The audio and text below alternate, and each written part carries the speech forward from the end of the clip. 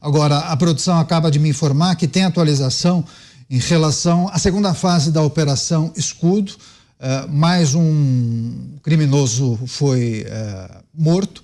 Então, a operação deixou até agora 7 mortos, é isso. Então, agora a contabilização foi feita, 7 mortos até aqui, nessa segunda fase da Operação Escudo. Eu vou chamar mais uma vez o Roberto Mota. Mota, a produção inclusive separou alguns dados em relação à primeira fase da Operação Escudo, que começou inclusive no ano passado, deixou pelo menos 28 pessoas mortas, 958 presas, sendo que 382 eram procuradas pela Justiça, Mota.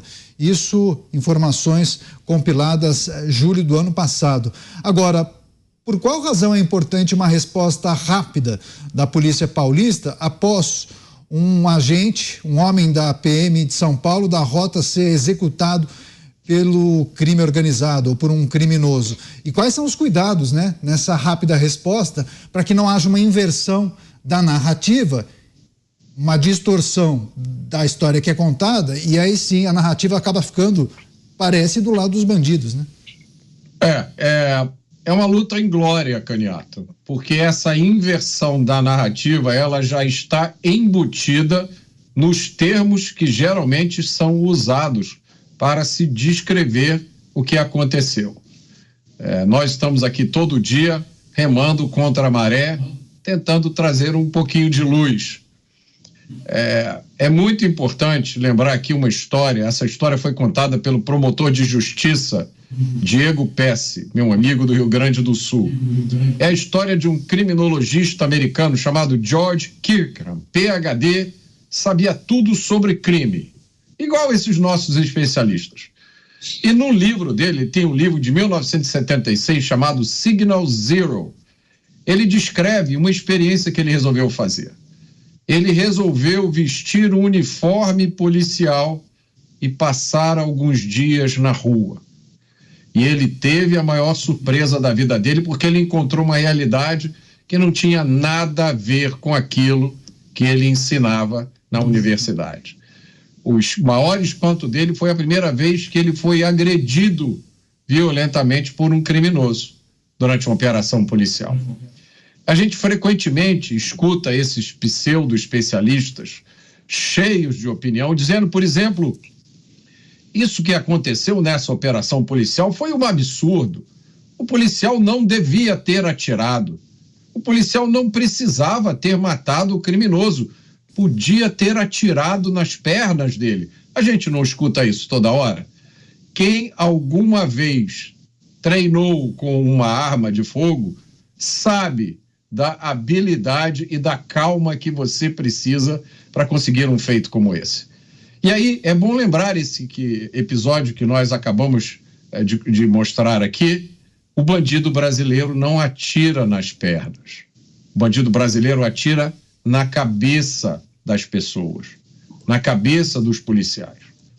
Muita gente diz que não existe pena de morte no Brasil. Existe sim.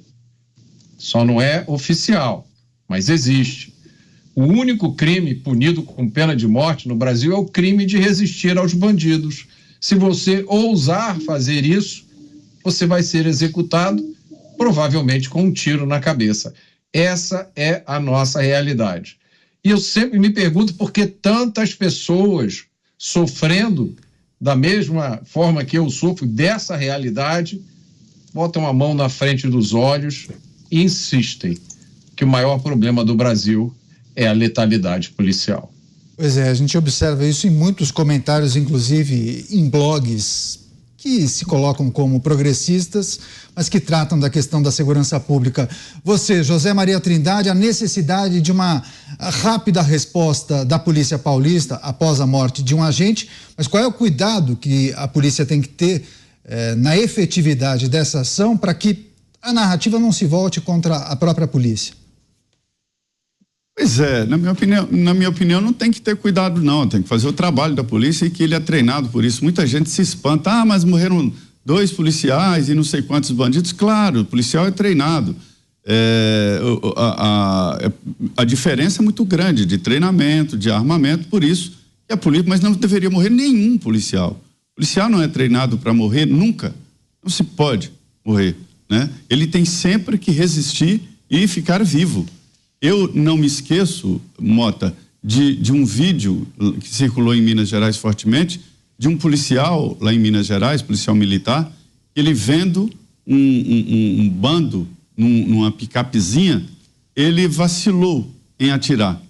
E todos entendem que o vacilo, que a dificuldade dele de reagir diante dos bandidos é por medo de consequências legais, de ser considerado isso aí que você falou, de letalidade policial e tal. Sabe o que aconteceu com ele? Ele foi fuzilado. O vídeo é horroroso, imagens fortes, mas mostra claramente que o policial estava armado e que vacilou em atirar. Vacilou porque teve medo do resultado jurídico. É por isso que eu defendo a autonomia total à polícia. A polícia representa o Estado, a polícia me representa, né? E a Constituição dá o poder, o monopólio de violência ao Estado e transfere isso para algumas pessoas, que são os policiais, em vários níveis. Quando eu digo aqui sobre o uso da câmera, eu acho ridículo esse debate público sobre obrigar ou não obrigar. Não tem que obrigar e não obrigar o uso da câmera, não tem que obrigar ou não obrigar o fuzil, não tem que obrigar ou não obrigar a pistola. Para cada tipo de combate é um tipo de arma. Pode ser que no futuro sejam as armas tecnológicas. E isso tem que ser usado mediante cada ação. Eu não acredito em uma história como essa que o Mota contou aí, isso é um caso, né? A gente tem que olhar a segurança pública de uma maneira mais completa. Quando a segurança pública chega na polícia é porque já está tudo fora do lugar. A segurança pública não pode depender da polícia. A polícia é a última opção. E depende no final, porque tudo lá atrás deu errado, as técnicas de prevenção. Essa é a realidade. E aí os policiais que estão falando aí de câmeras, não tem segurança digital, não tem apoio. Eu entendo que já existem tecnologias, e a gente vê isso em imagens dos combatentes norte-americanos em vários lugares. Tecnologia, câmera, sim, né? Microfone, fone interligado, com drone andando por cima, para dizer ao policial onde está o perigo. Esse é o objetivo do policial, não morrer, proteger o policial. Né? Não se trata de uma guerra de policial contra a sociedade, é o policial contra os bandidos. Tem que usar a tecnologia? Sim, todas. Mas quem vai definir que tipo de tecnologia vai usar, se é a pistola, se é fuzil, se é um canhão, se é uma arma .5 que contra blindados, é o comandante ali do batalhão, o comandante que está na operação. Esse é o debate. Vamos usar tecnologia sim, tem que usar sim, mas é o comandante que tem que dominar a tecnologia e saber como utilizar para evitar baixas.